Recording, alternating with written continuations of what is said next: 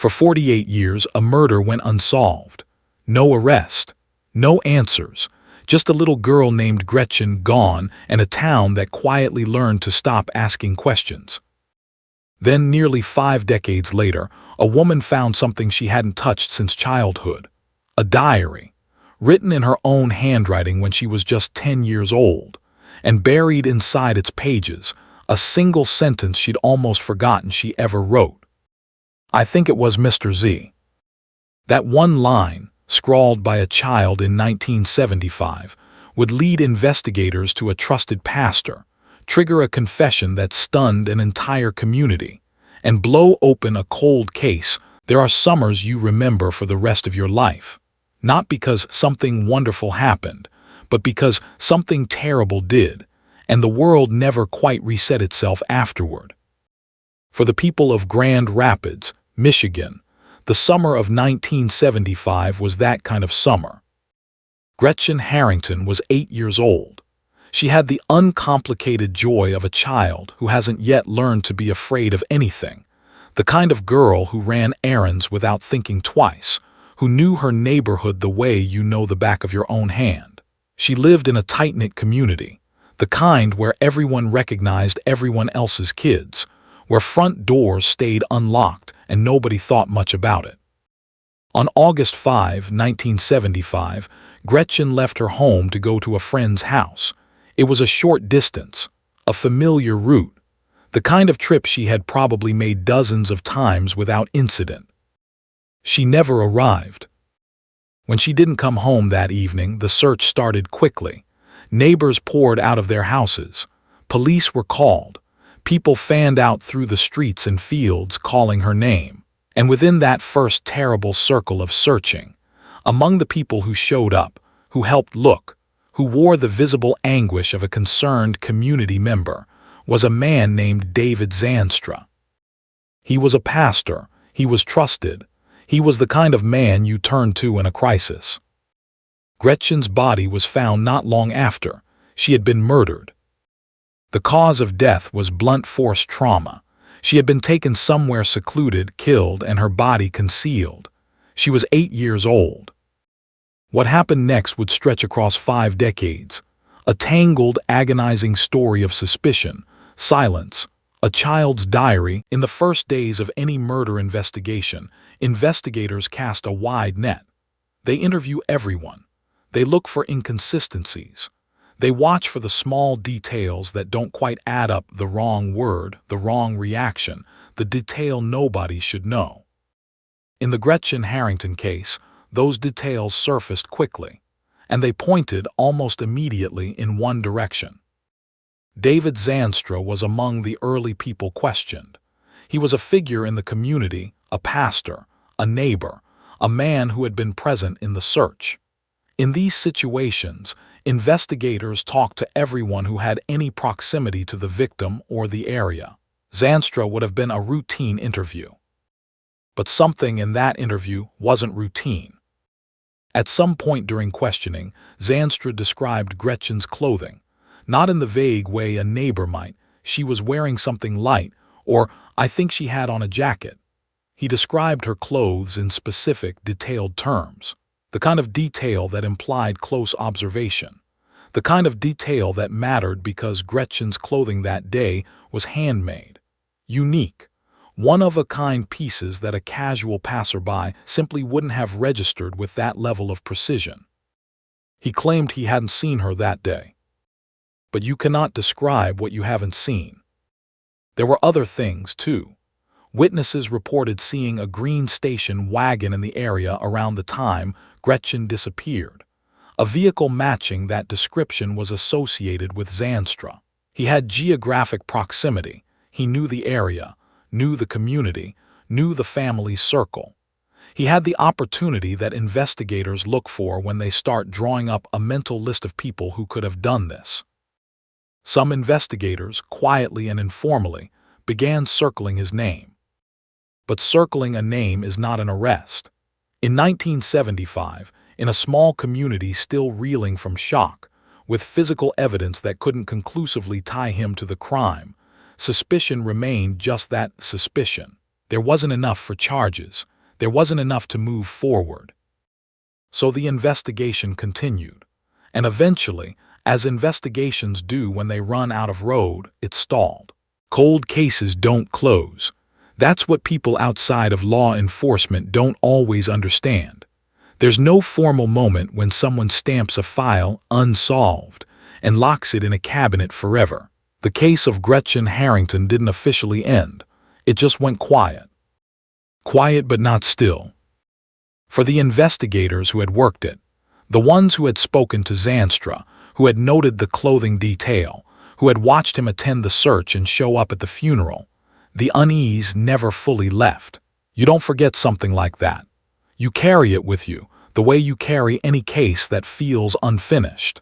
It sits in the back of your mind for years, occasionally surfacing in a dream or a quiet moment, and you turn it over again, looking for the angle you missed. For Gretchen's family, there was no going quiet at all.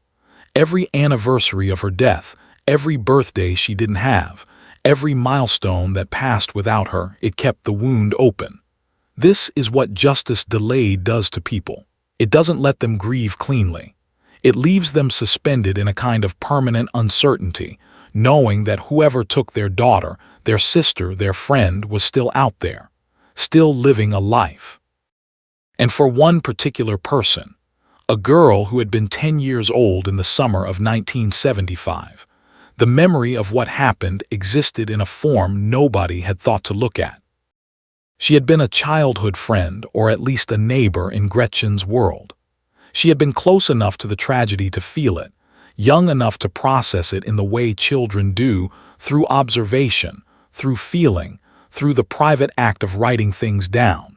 At some point in those awful weeks following Gretchen's murder, she had opened her diary and she had written something. 5 words, maybe fewer.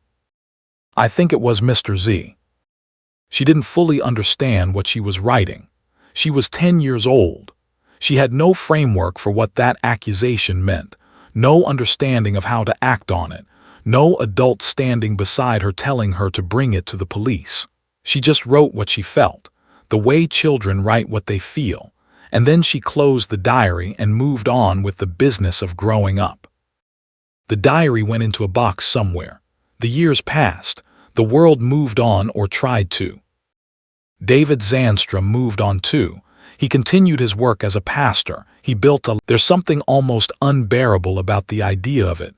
A woman in her late 50s or early 60s, going through old belongings, finding a diary she wrote as a child, opening it, and reading her own handwriting from half a century ago.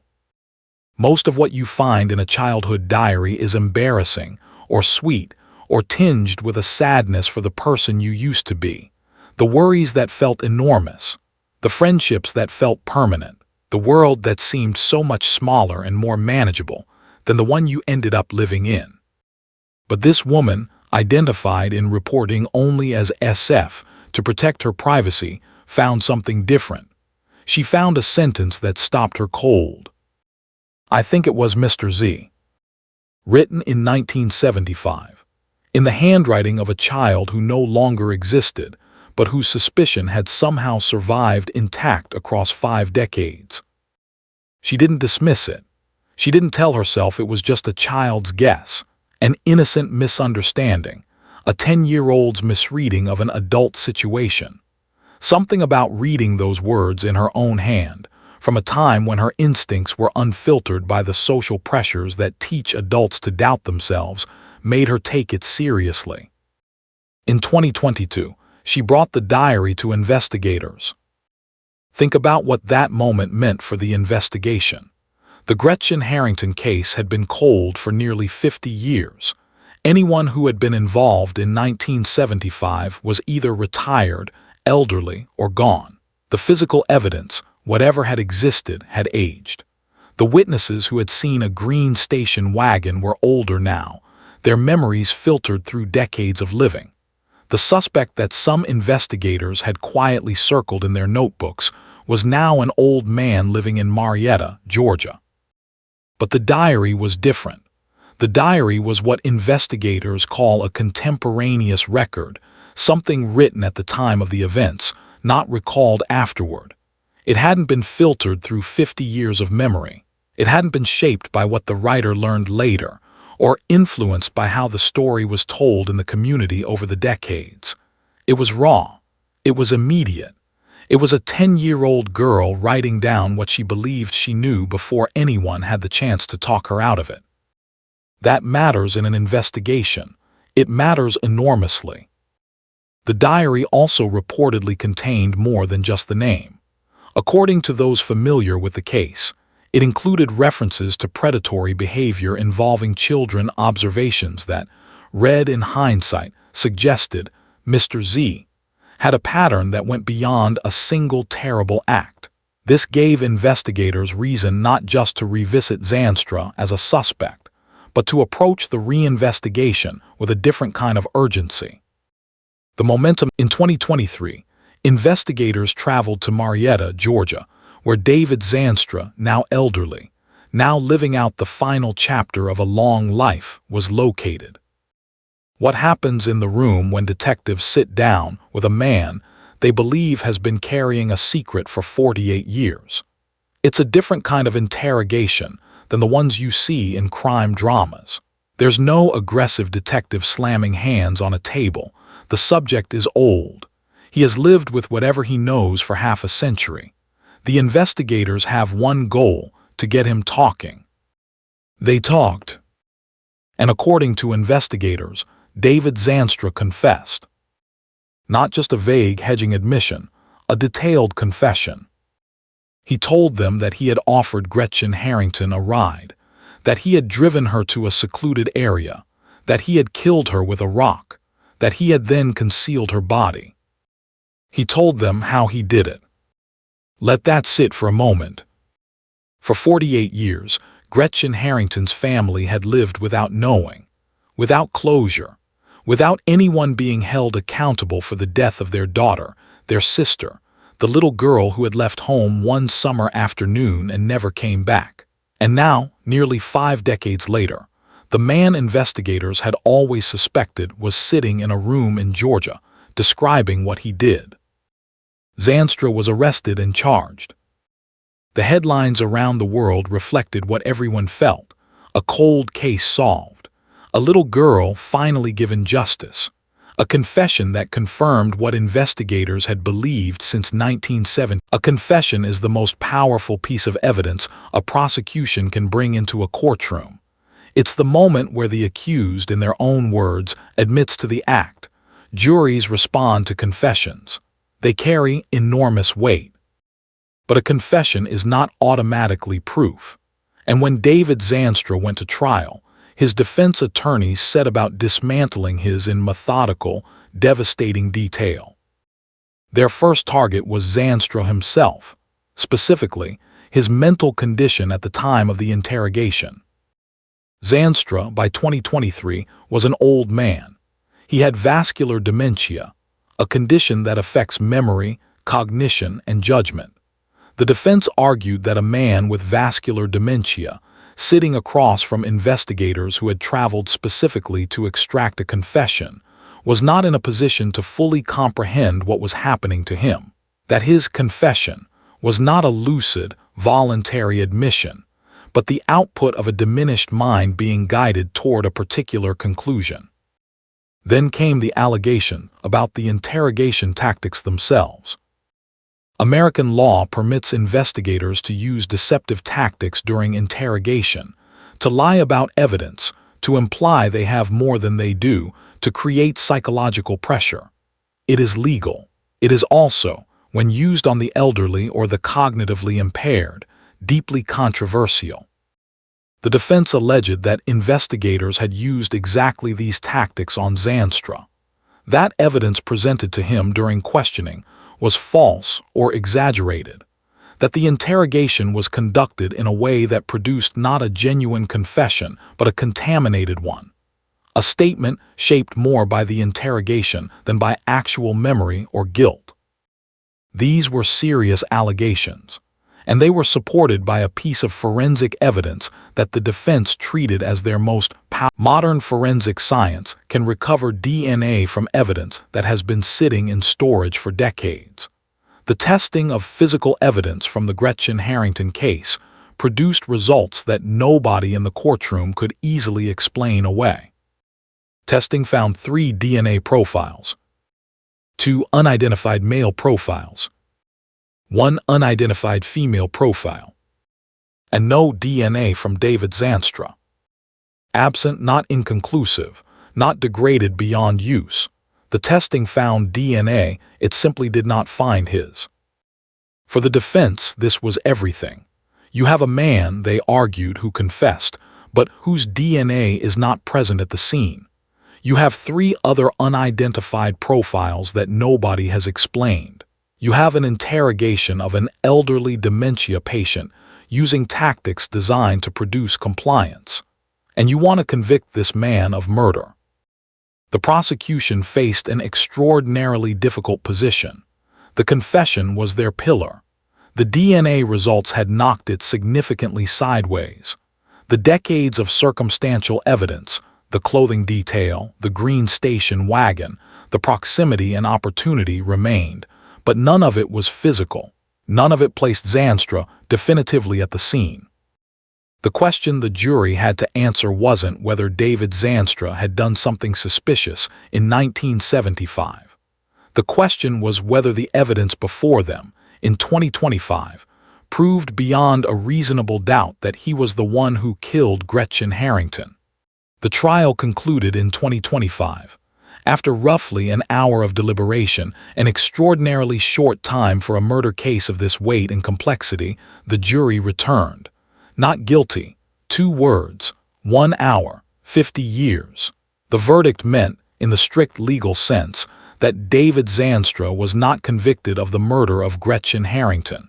He could not be tried again.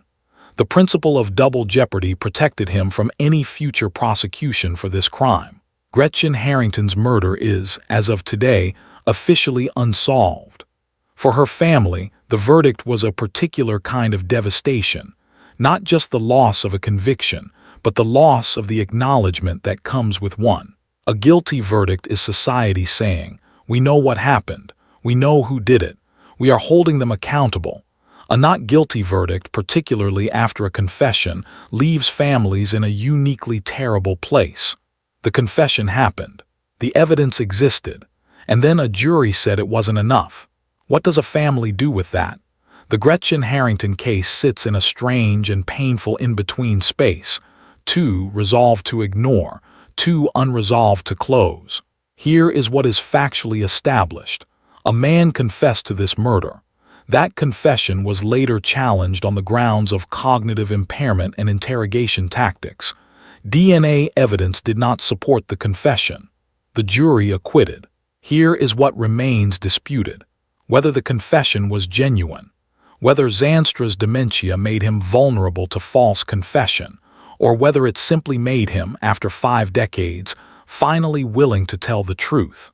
Whether the DNA profiles found 2 male, 1 female, none matching Zanstra, belonged to investigators, to contamination from 1975, or to other individuals involved in the crime. And here are the questions that may never be answered. Who do those 3 DNA profiles belong to?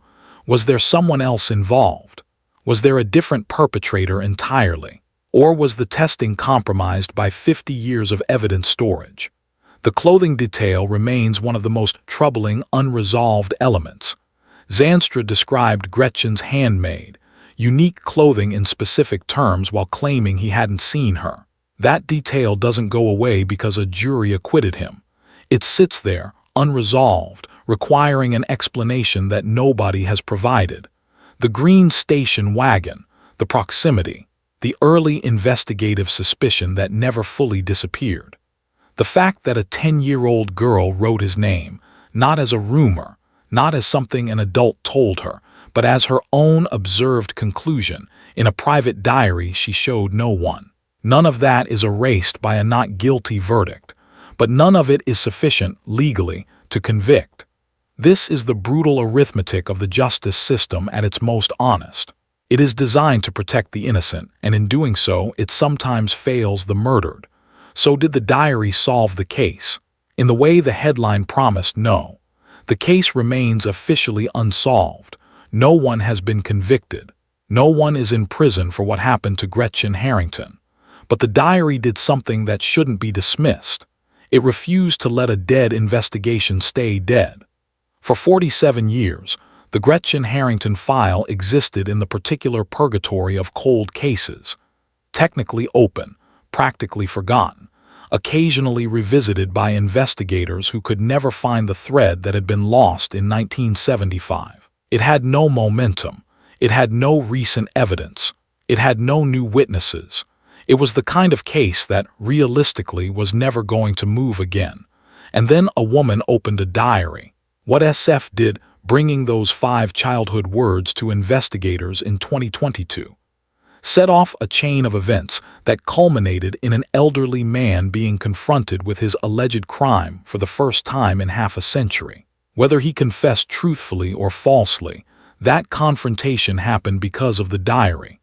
Whether the DNA evidence tells the complete story or only part of it, that testing happened because of the diary. Whether the trial produced the verdict Gretchen's family deserved or not, the trial happened because of the diary. A 10-year-old girl, writing in 1975 with no understanding of what she was doing, kept a name alive. She wasn't a detective. She wasn't a witness in the formal sense.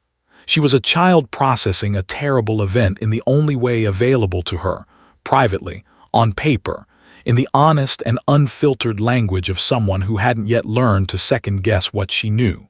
I think it was Mr. Z. She was right about one thing, at minimum. The name deserved to be said out loud. It deserved to be investigated. It deserved, after 50 years of silence, to be brought into the light. Whether the legal system was capable of delivering what came after, that's a different and more complicated question. One, the jury answered with an acquittal. One Gretchen's family will carry for the rest of their lives. Epilogue. The questions that remain. David Zanstra walked out of that courtroom a free man. He is elderly. He has vascular dementia. Whatever he knows, whatever he has always known, exists now inside a mind that may no longer be able to fully access it. The 3 unidentified DNA profiles sit in a database somewhere, attached to a case with no conviction. They may belong to people who are still alive. They may belong to people who are dead. They may never be matched. Gretchen Harrington has been gone for 50 years. She would have been in her late 50s today, old enough to have had children, grandchildren, a whole long life that was taken from her on a summer afternoon when she was 8 years old. Her family has waited longer than most people wait for anything. They waited through the original investigation that produced no charges. They waited through 4 decades of cold case silence. They waited while a confession was extracted, charged, and tried. And then they watched a jury deliberate for 1 hour and come back with 2 words: not guilty. There is no clean ending to the story of Gretchen Harrington. There is no moment where justice arrives in full and the family can finally exhale. There is only the ongoing, grinding reality of a case that produced a confession, a trial, and an acquittal. And still, somehow, no answer. The diary will always be the most haunting part of this story. Not because it solved the case, but because it reminds us what children notice and what they know and what they carry without ever being asked to. A 10-year-old girl looked at the world around her in the summer of 1975 and she saw something clearly. She wrote it down. She grew up. She grew old. And when she finally brought those words to the people who needed to hear them, nearly 50 years had passed. She did everything right, and it still wasn't enough. That is the story of Gretchen Harrington, and it is not over yet.